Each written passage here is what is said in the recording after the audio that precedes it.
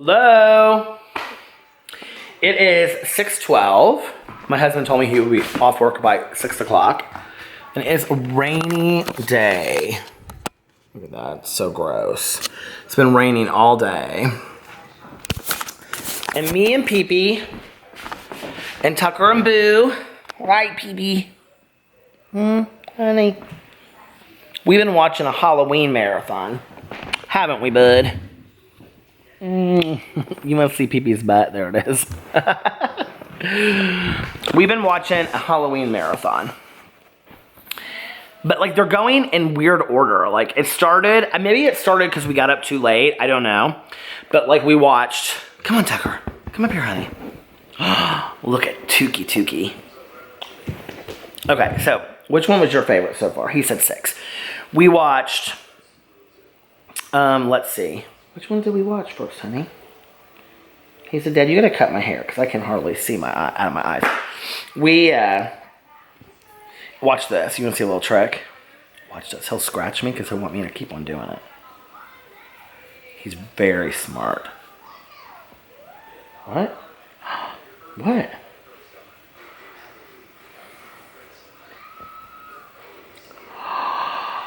Isn't that so sweet? You're very smart, aren't you, Tucker? That means more, Dad. More, Dad. More, please. Please do more scratches. Why do dogs like the back of their butt, like right here? They like that area scratched. See, look at him. Look at his tongue. He loves it so much. You love it so much, don't you? What? Do you like that? Next is Halloween 2, which makes no sense because right now we're on Halloween H2O. They're like all out of order. Why would they not show them in order? So I'm waiting for Alex to get home. I'm getting ready to go to Fresh Time to get some stuff for dinner. And, right, peeps? Pee-Pee. Come here, honey. Come here. Come here. You want to be in the video? Come here. So, we're going to make dinner with Dad. And we're going to catch up. We're going to watch American Horror Story tonight. And we're going to watch, what else are we going to watch? Kisses. We're going to watch Project Runway. I just had the exciting duty of replacing light bulbs in the basement. Our basement was pitch black and I couldn't see anything. So I replaced light bulbs, which was a mess of trouble. And now I have to get, at some point I have to get those humane mouse traps. Do you know what I'm talking about? I don't know how I'm going to do a live stream tonight because it's like raining outside. And my basement isn't clean yet. I guess I could go. You're awfully frisky today, aren't you? What? What? What? What? Hello.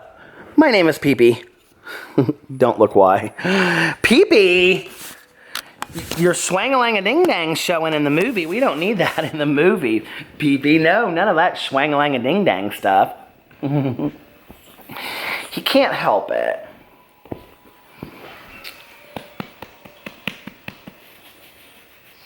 He can't help it. He's just a little guy. Look at what he does. He plays like this. Look at this. What are you doing? What are you doing? What are you doing? Shim-a-lang-a-ding-dang-doo. Shim-a-lang-a-ding-dang-doo. Oh, Pee-Pee. Okay. You guys have already had your dinner. You almost fell over, didn't you? Hello. You've already... Come here. Come here. Come here. What? Give me a kiss. You've already had your dinner tonight. You did lots of potties. You had all kind. We've had so much fun today. Watching Halloween movies. We've just like... You got to move over though. People can't see me. Look who it is. Uh-oh. Come on. He doesn't like to jump up here. Come here. Oh. Boo Radley? Hello. Say hi to all the people. Aw. Boo, you're so sweet. So, I have just, like, done nothing today. I ran some errands, and I, made videos, and I read a little bit, and now I'm getting ready to go to the grocery store to get stuff to eat. This video is like awfully dark, isn't it? I've been waiting for my main channel video to upload, and it is literally taking me forever because I have to go through iMovie to do it. I have my melts in both things. Oh, I forgot to put my picture of Pee-Pee back. My picture of Pee-Pee goes right there. Pumpkin. Right, Big Rattly? Right, Pee-Pee? So anyway. Oh, really, huh? Okay. And that's been about my day so far. Just relaxing. It's been... What is it? What is it, honey? Boo Radley, are you lonely over there? What, Tucker? So it's been a nice day. I like having days where I don't do shit at all. Do you ever just stand in front of the mirror and make faces? I think I did a whole video and I titled that, Do You Make Faces in the Mirror? But anyway, I like when I have days that I don't have a whole lot to do. I wanted to go to the library today, but I was talking on the phone, and then like I just drove by it, and I didn't really want to get off the phone, so I didn't want to say, oh, I got to get off the phone now. So I just kept on driving, and yeah, I didn't get off the phone, but... So we're going to watch those shows, and then somehow figure out how to do a live stream. I don't know how. I don't know where I'll do it. Anyway, all right, you guys. Talk to you in a little bit. Bye. Oh, hello, you guys. Well, I ate my dinner with Alex, and we watched Project Runway and American Horror Story Cult. And then I was gonna lay down for half an hour. That was at 10:15. It is 2:20 right now. So I crashed for 4 hours.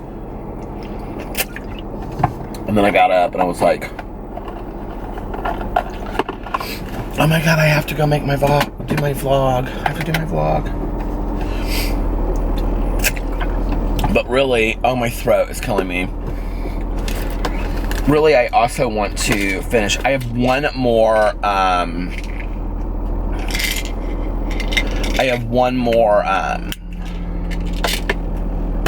well, 2 more hours in my audiobook, but it translates into 1 hour, so. Okay, and we're gonna hope that that'll leave, takes away my throat, because my throat is killing me. And it is very rainy and very cold in Indianapolis tonight. Actually, it says it's only 53, which is colder than it's been by like 20 degrees. But it doesn't seem like, I mean, 53 doesn't seem like it's like that much colder than, oh, I want to show you guys this. I do not know who you are that sent this to me, but you are absolutely wonderful. Somebody sent me 3 packages of the Carmex Sugar Plum today. It was like in this UPS container, like somebody ordered it. Thank you, that was so fantastic. I love that, that was so awesome. Oh. You know, I'm really sad because like yesterday and part of today, I was even like at the Fresh Time, and I was talking to the guy that was there, and he said something about, because you know I go in there all the time, he was like, you're starting to sound better. And I said, I feel so much better today. I said, my throat is like, feels itchy compared to hurting, which I think it means it's getting better. And he goes, yeah, you sound 100% better. And then it's like, I woke up tonight, I did not do a live stream because I'm trying to relax my throat. I didn't sit outside, I didn't do any of that kind of stuff. And so I'm like, when am I going to be back at 100%, you know? I don't know. Just over it. I want a Diet Coke right now. Tomorrow night, we're going with Melissa and Aaron. Alex is going to the seance. Oh, in Irvington, Indiana, which is like this spooky, it's not spooky, but it's this historic part of Indianapolis. there are like historic houses and stuff like that. And you can go and have a psychic reading, which I plan to do because I love psychics. And then you do a seance, and then there's like tea readings, and then there's like food and treats. Oh my God, I'm so excited. Oh my God. And then we're going to Haunted Fest on Saturday, which is like, I keep on thinking about this thing tomorrow night because it's like in this old house. I don't know why, but like I read this book when I was a kid called Help I'm a Prisoner in the Library by F. Clifford. It takes place in Indianapolis. It actually takes place in like Irvington area. It was a children's book. But these two girls that get locked in this library, this Victorian house library overnight. And there's this one part where they go and they like eat these cookies that are out, you know, for like the little kids at the children's library. And I keep on like thinking of that, like when I'm thinking about going to this thing tomorrow night, like there's gonna be like this plate of like, you know, spider web cookies or something. One can only hope, right? Oh Lord, won't you buy me a Mercedes Benz? Friends all drive Porsches. Must make amends. Oh my God, the sky is like moving so fast. It's like crazy town. I have like one because I fell asleep with my contacts on. So why are my eyes bothering me? I sometimes forget that I have contact, or like I wear contacts because I keep them in so often. I mean, they're like in my eyes. Like the first thing I do in the morning is put them in. That's the last thing I do before I go to bed is take them out. Oh my God, the sky is so pretty, but it's like literally just like moving like this with clouds. Does that mean we're having a storm?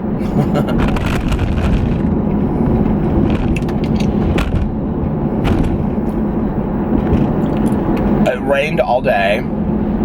I watched the Halloween marathon. You know, when I was sitting there, I was like, I don't understand why they're doing the Halloweens out of order. Okay, well, it was the remakes. Excuse me, so it totally makes sense. But, except that they went in, and when H2O was done, if you guys know the Halloween series, H2O is the one with Jamie Lee Curtis where she is the headmistress at a boarding school, and her son is Josh Hartnett. He is so cute. What happened to Josh Hartnett? Anyway, well, anybody know what happened to Josh Hartnett? I'm going to look that up in just a second, but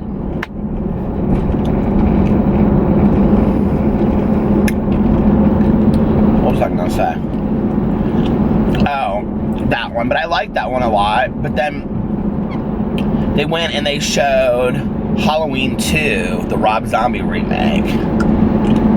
And I'm like, okay, but why wouldn't you put Halloween 1 on next? My favorites are 4 and 5 of the original franchise. I don't know why, but I just love them so much. The one where Jamie, who is Jamie Lee Curtis's daughter, Laurie Strode's daughter, she's like, says to that one girl, she goes, do you love me like a real sister? And she's like, yeah, but we're not real sisters, Jamie. Because they're foster sister. She's her foster sister. And the girl's like, little girl's like, but I wish we were. And the older mean sister's like, yeah, but we're not. I mean, she doesn't say that, but she might as well. She's like, yeah, we're not. You're a foster child. That's basically what she says. Like real sisters. People get caught up in lines in movies. So I love that one. And then I love the one, maybe it's 4 and 6, I think. Because one of them I watched today.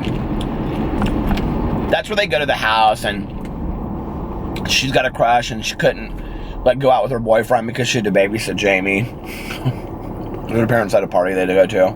That story is so old. And I think I'm still half asleep. I'm kind of delirious. But anyway. And then she goes to that house and like they go there with Dr. Loomis. And the babysitter answers the door that's been sleeping with her boyfriend. And she's got on like panties and big boobs and a t-shirt. Do you remember that? Always that type, right? She gets killed, of course. And they always do that type.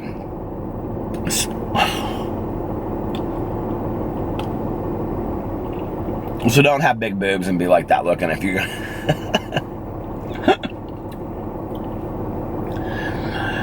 So anyway, and then the 6th one is when the girl's having the baby. And I think it's Jamie supposedly grown up having the baby. And it's like satanic at the beginning, and they like are trying to like, they show her having the baby, and then like she steals the baby and runs. What is with this light? This light is taking so long. And then she like takes the baby and runs, and then she even comes like face to face with Michael, and he's like, and she's like, you can't have the baby, Michael. And she like hit it in this bus stop. And then the guy that played, do you remember the kid that played the little boy in the original movie? Well, it's supposedly him grown up. And like he runs this radio show and all this kind of stuff. Did you ever see that one? Like that's my favorite one. I don't know why, but it is.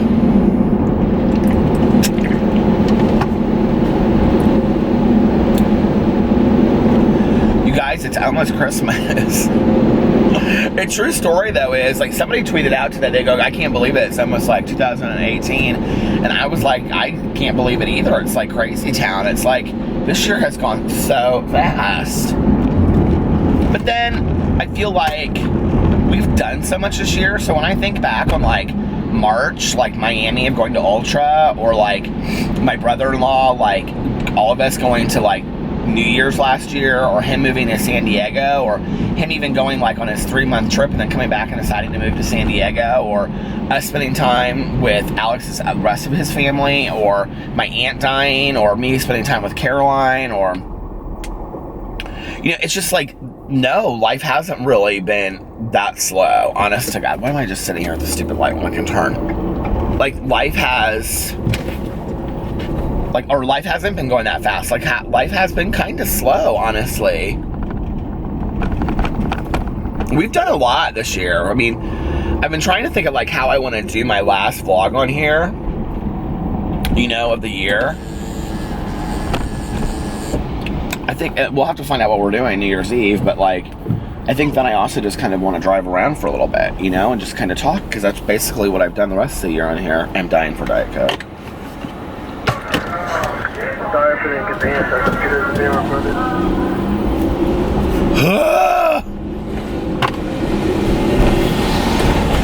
It does not matter what time I come through this McDonald's right here. This is why I never go to this McDonald's. People have made such a joke about this in my vlogs. Like, people think this is so funny, which I guess it is too. But I mean to tell you, if you go through that one, there's no reason for them to be open 24 hours. Whoever the manager is of that store should contact me and be like, do you want to, like, can we interview you for what the problems are at that store?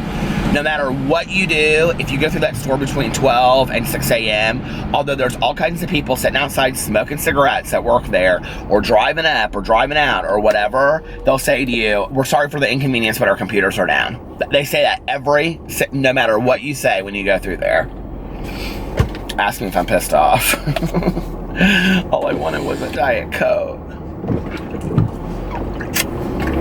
And Taco Bell's still open, but I don't think Taco Bell's fountain Cokes are very good. And they put them in those plastic cups that I can't stand instead of the styrofoam ones that just melt and bleed your car. Oh well, first world problems, right? I can't get a Diet Coke.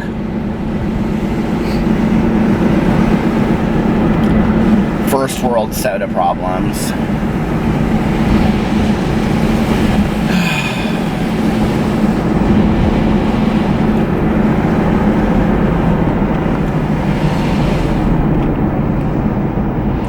I can't believe I've read so much this like week and a half. Like, this will be my third book that I finished literally in like 7 days, audio wise. So what is that, like two and a half? It's like 2.5. Not even. That's like one book took me 2.5, and the rest of them took me 2. And I know it's this one because this book has been slow. This Final Girls that I'm reading, I don't know. It's not bad, but I definitely it's not my book that I would say you have to read it. I mean, it's suspenseful, but I was talking actually about it in my booktube video today, and I was like, you know, it's suspenseful, but it's not like, they kind of play it up to be like, it's gonna be like this thrasher thriller movie, you know, because it's like Final Girls from like a horror movie, but it's like not like that at all. Like, it's not like that kind of like fear. It's like psychological fear of like, you don't know who you can trust and who's playing with you. It's just, and it's like, I mean, I'm 2 hours out from the end of the book. I'm listening to it on an Audible, and I'm like, so who did it? Like, and do I care? You know what I mean? Like, that's the question with most mysteries. I think you have to ask yourself, A, who did it, and B, do you care? But I will tell you this, and I'm going to be listening to this in November. There is I want to buy this. I've got to go on there and buy some extra credit so I can buy it. But November 1st, Murder on the Orient Express, the full dramatization is coming out on Audible. And it's very cool, you guys, to listen to full dramatizations. Don't listen to them 2 times the speed, though, because you don't want to miss out on it. Years ago, I listened to one that was like The Mist by Stephen King. But this was not on Audible. This was like an audio version, like audio book that I had. It was like the tape cassette. It was so good, you guys. Like, it was very, very spooky. Like, I wish I had that right now just to drive around to.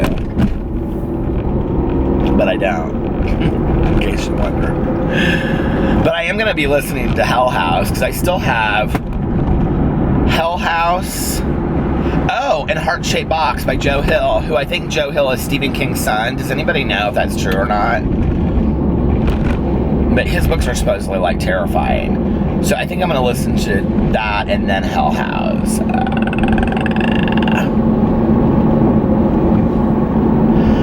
Oh, my Lord. I can't believe I slept in so late. Can you guys believe it? You're like, yeah, you do it like every other night. Well, I don't like it. And I wanted to vlog all day today, and I didn't end up doing that either. The problem is, I kind of like, I have to finish all my other videos before I can start vlogging, because like I try to have it like on all one like thing, so that when I upload it to it just, you guys, I know you're like, what? If you guys are like avid iMovie users, you have no idea what I'm talking about, because you're like, you're so complicating the system.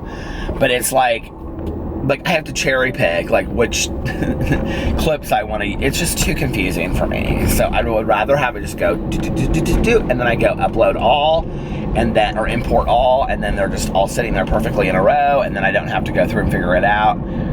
Yeah, see, that's how I like it. So I didn't talk to Tanya at all today. I was thinking about that before I lay down for my nap. She did not call me either, though. My jaw is killing me.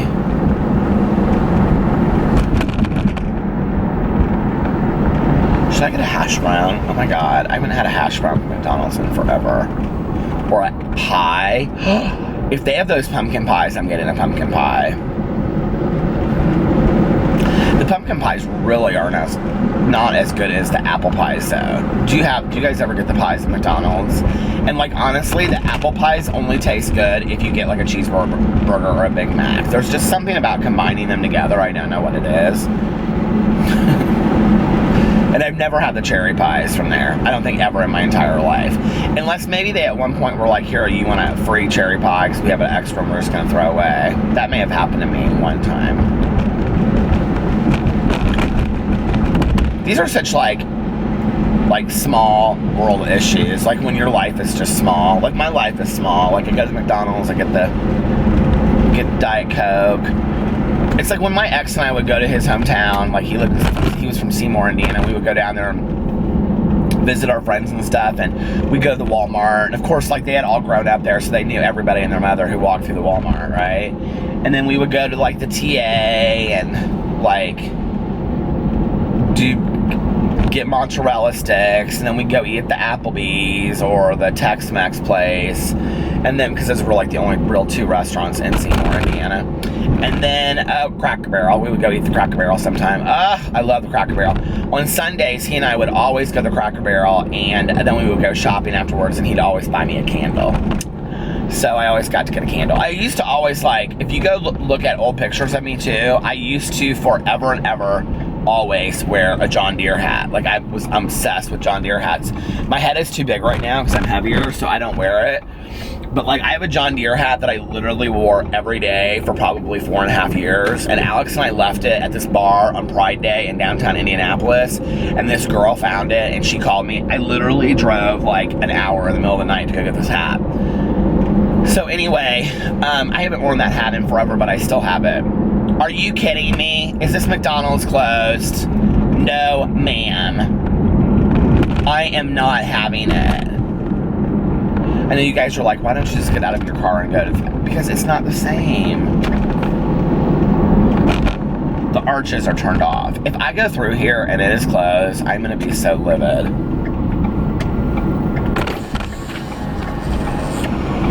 I would drive half an hour and other than have to get out of my car in this 52-degree weather. Which in April will be like, oh my God, it's so nice outside. It's 52, right? Isn't that crazy how that works?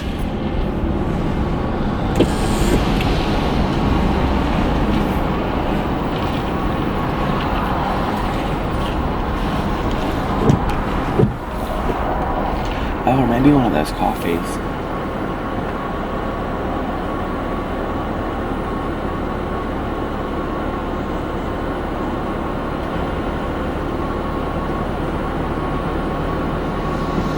Thanks for choosing me to offer cash only, is that okay? No, I don't have any cash. Ugh. All I want is a fucking Diet Coke. I'm so pissed right now, you guys have no idea. And I know I'm being such a spoiled brat. I'm sorry, my throat hurts and I really want a Diet Coke. So I'm gonna go over to this Shell station right here. I'm just gonna go inside and get my Diet Coke.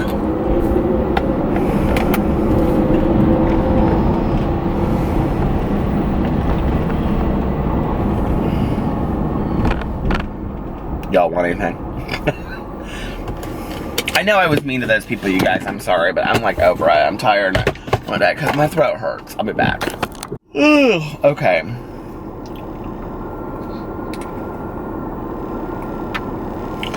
There was this girl that just got into this car out here with this other girl.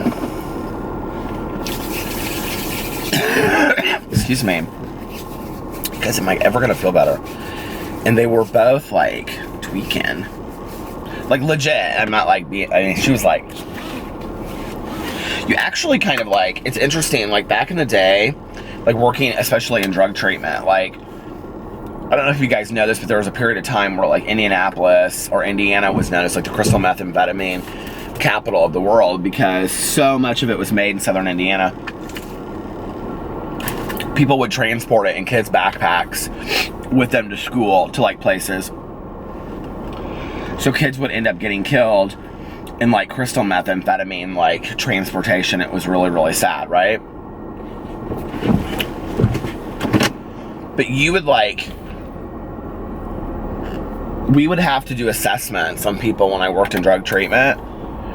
And because of the fallout from crystal meth, like how you feel like when you're coming off of it, people become so full of rage and anger that we would have to have security guards while we were doing the assessments. Because people are tweaking so bad. So anyway, but you don't really see a whole lot of that anymore. As far as drug stuff in Indiana, it's really sad. Like, I don't know if this is, I think it's everywhere in the United States right now and in the world. I don't think it's just specific to Indianapolis, but like our entire city, and especially like the north side, which is like the affluent part of town, like the wealthier part of town.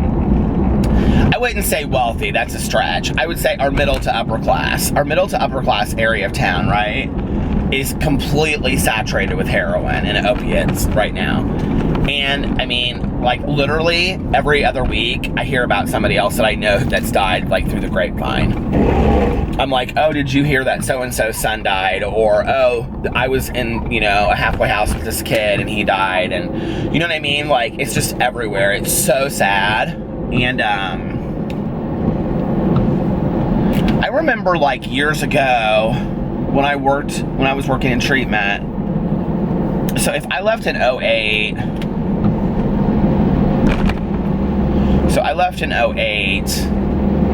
and the movie would have come out like 2 or 3 years before that. There was an MTV movie, it may have come out long before that, and it was called like, I think it was called Wasted. You guys can check into it.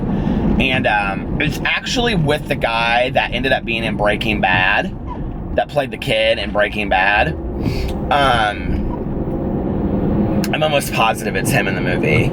But anyway, it's an MTV movie and it's about 3 kids, and he plays like a track star, and he's got his girlfriend and then his best friend. And they live in this town, they live in like Waco, Texas, I think. And hold on, I'm looking for the reindeer, the deer. See any deer out there? I always think it's good luck when I see the deer. No deer tonight. Probably because it's rainy. Well, sometimes they're out more when it's like raining. But they're heroin addicts. They become heroin addicts in this movie. And then the whole kind of philosophy of jails, institutions, and death, which is like, I don't know if you guys know that, but that's what's like promised to addicts if you continue to use, that you'll end up in jail, institution, or death. Is kind of what happens to the 3 of them in this movie. Is that one ends up in jail, one ends up in an institution, and one ends up dead.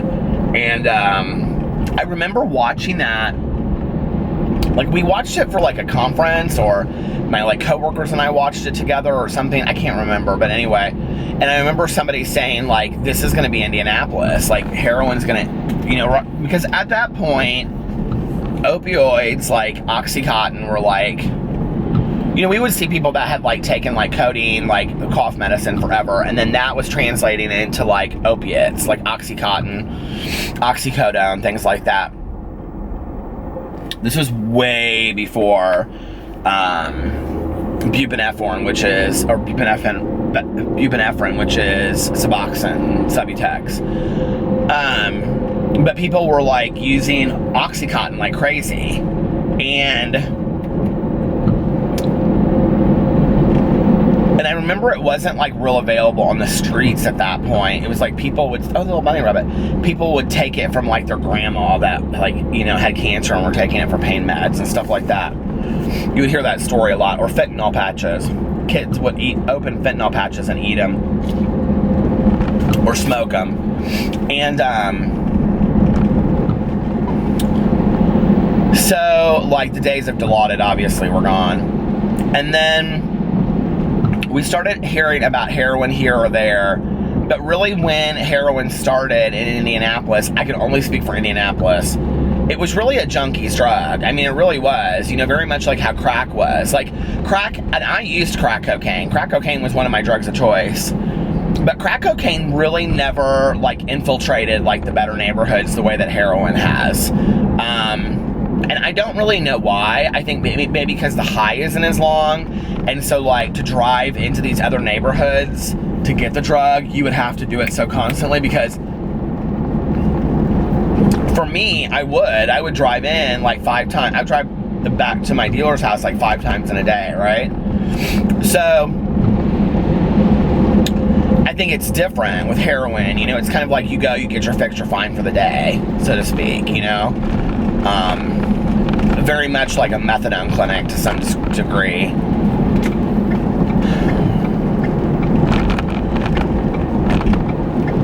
I don't know, it just is heartbreaking. But, you know, so slowly over time we started seeing it like pop up around here.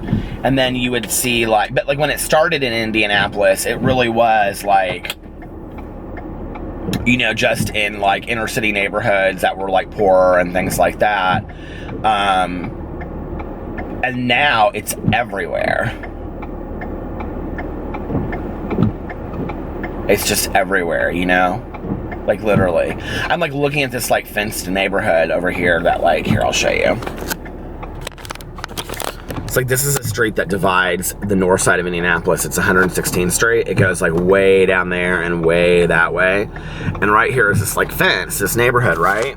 And I'm sitting there, and I know the neighborhood on the other side of that fence, and it's very much just like middle income, probably, you know, $150,000 homes, $120,000 homes, middle income. It's an older neighborhood. It's been around since, like, probably, like, the late 70s, early 80s. And I'm like, you know, that's a good example of what's been saturated with heroin in our neighborhood, in our city. You know, it's like these family neighborhoods have just been completely taken over with these horrific, life-killing drugs. And, you know, the really sad thing is, like, 20 years ago, I feel like if you talked about addiction with people, it was still kind of like this sad thing that, like, if you, like, some people didn't relate to it at all, right? And then, like, 10 years ago, that changed, and there's, like, not anybody that I talk to anymore that hasn't been affected by an alcoholic or an addict in their family, right? Like Uncle Joe, the alcoholic, or, you know, my grandma, you know, she was, you know what I'm saying? Like, everybody's got somebody in their family. Okay. Well, I feel like now we're getting to the point where everybody has had somebody in their family or their close circle of friends that has been affected by heroin. Like, that specific of a drug, okay? That is very, very scary to me. Especially when it is so rampantly killing people, and our government wants to just act like, not even acknowledge it and act like it's going on when it is a huge epidemic in our country, okay? Not to mention that the majority of people that use heroin use them intravenously, which raises your rates of risk for HIV. And 2 years ago, was it 2 years ago or was it last November? I think it might have been last November. Scott County, Indiana, which is this huge area that's saturated. It's a country. I mean, like, Indiana is a lot of these, like, country counties, you know? And Scott County is one of those. It's, like, literally, like, 15 minutes from where my ex used to live, and it's before you get to Louisville, Kentucky. And it's perfect, because it's the halfway mark. You know, when you talk about these drug smugglings going back and forth, I mean, it's halfway between Indianapolis and Louisville, right? So, there were so many. Oh, it had to have been before November of last year. It would have been the year before that. In the month of November, I think, you can Google this and call me out for being ignorant about the specifics, but there were so many cases of new HIV in 1 month in Scott County, Indiana, that at that time, Governor Pence, not Vice President Pence, and he is not supportive of these kinds of things, okay? But this was why it was so rampant. I think we had something like 102 new cases in 1 month of HIV. He induced needle exchange programs in Scott County. Now, if you don't know what needle exchange programs are, what they are is they're judgment-free needle exchange, so that if you're like a heroin user, you can go to like one of these trucks or one of these facilities and you can trade in your rig, your heroin, you know, gear, and needles and stuff, and they'll give you all free ones that are completely clean, so that there's no risk for HIV. And they're very much a social work attitude or response to addiction, because you don't judge the person, you start with where your client is at.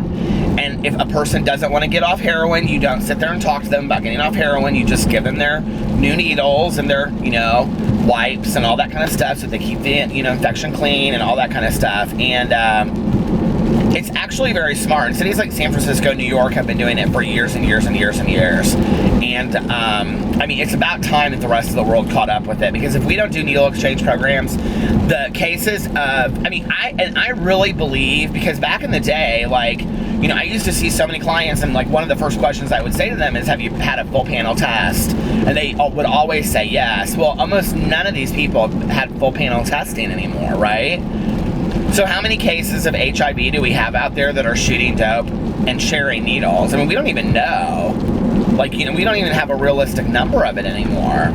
For all of those people that are getting untreated, and sure, HIV drugs are expensive as hell, But we know now that, like, to get on a, the cocktail of drugs somehow means longevity of life. I mean, people have been on them now for 20 plus years and are completely asymptomatic. So we've got to have some system in place where people don't feel like they're being judged for their addiction issues. And first of all, you get the person safety from all of that.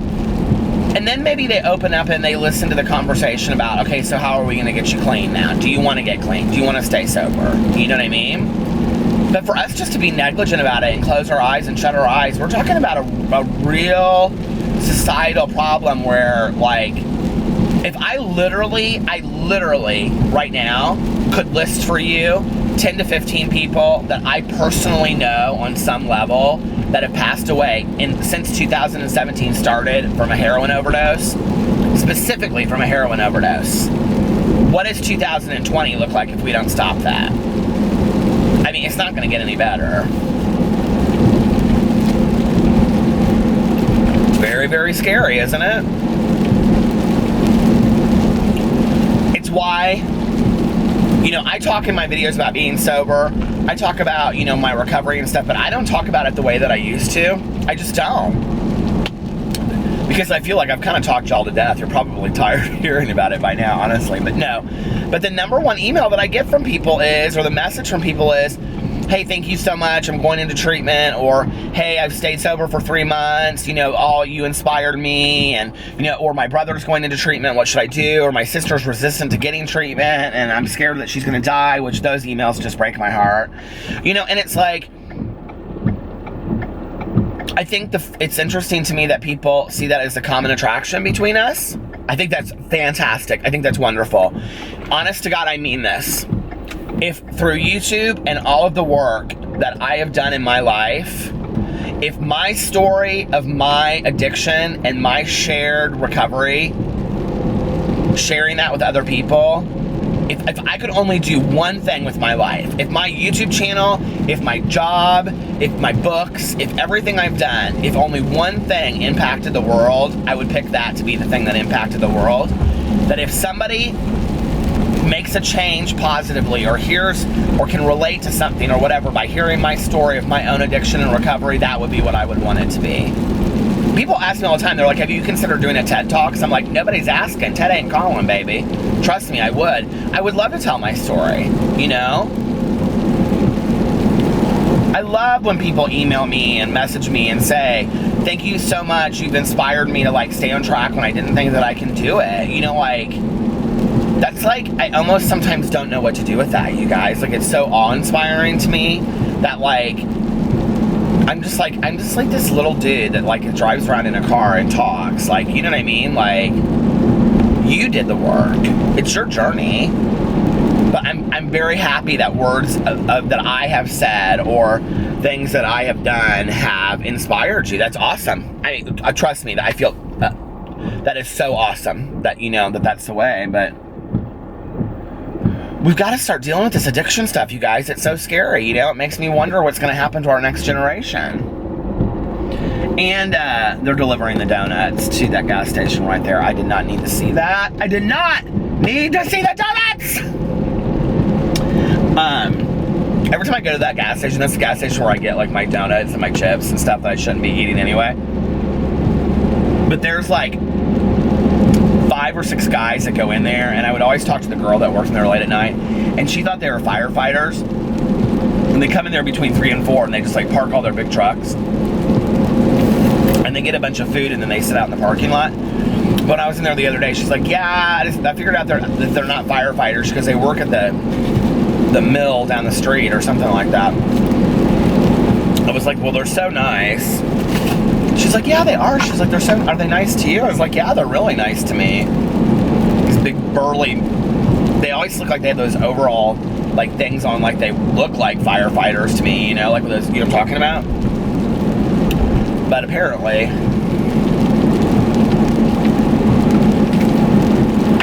they're not, but they're so sweet. They're very nice.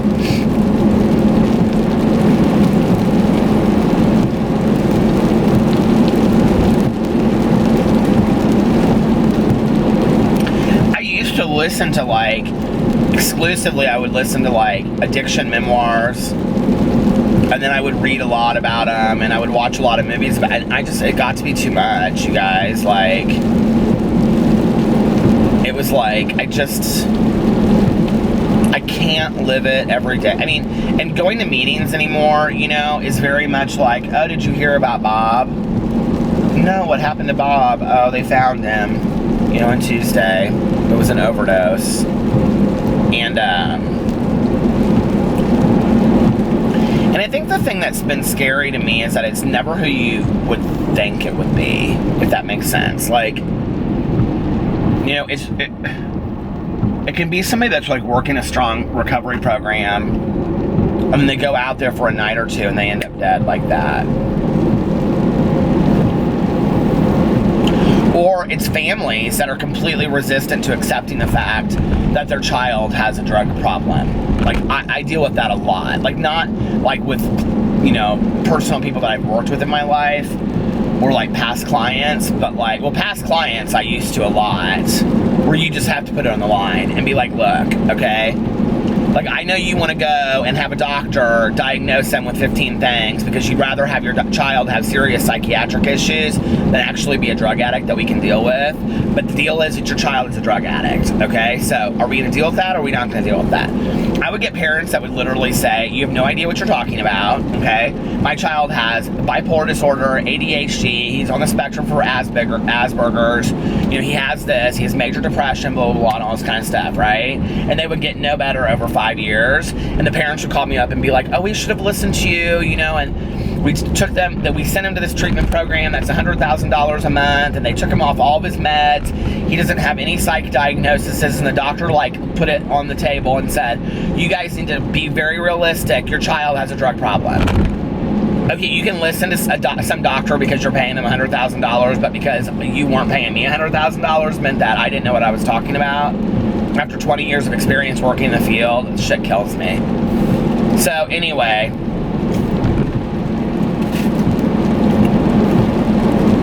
I never understood that. Like, I never understood why people would rather believe that their family members had serious psych issues than the fact that they had drug and alcohol problems. That you can, I mean, there's a solution to that. You know what I mean? Like, and there's a solution to, you know, serious psychiatric and mental health issues too, but a lot of times it's like long-term talk therapy and medical and medicine, like, and some people don't ever get better, you know? And it's a lot of times switching drugs around. I mean, if any of you out there take like, you know, different kinds of like mental health drugs, or, you know, things for depression or anxiety or whatever, you know, your doctors have to like sometimes change pills 4 times, and then maybe have you take 2 different pills, and one of this level, one of that. I mean, it's a lot, and you should really be seeing a psychiatrist that knows what they're talking about with the, you know, the pharmacology of those drugs, not a family physician. But people, you know, they did not want to deal with the fact that their child was a drug addict.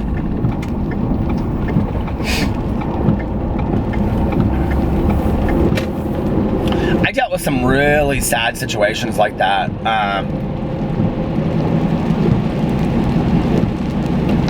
I actually had a situation like that, and the kid is sober today. He's a really neat kid.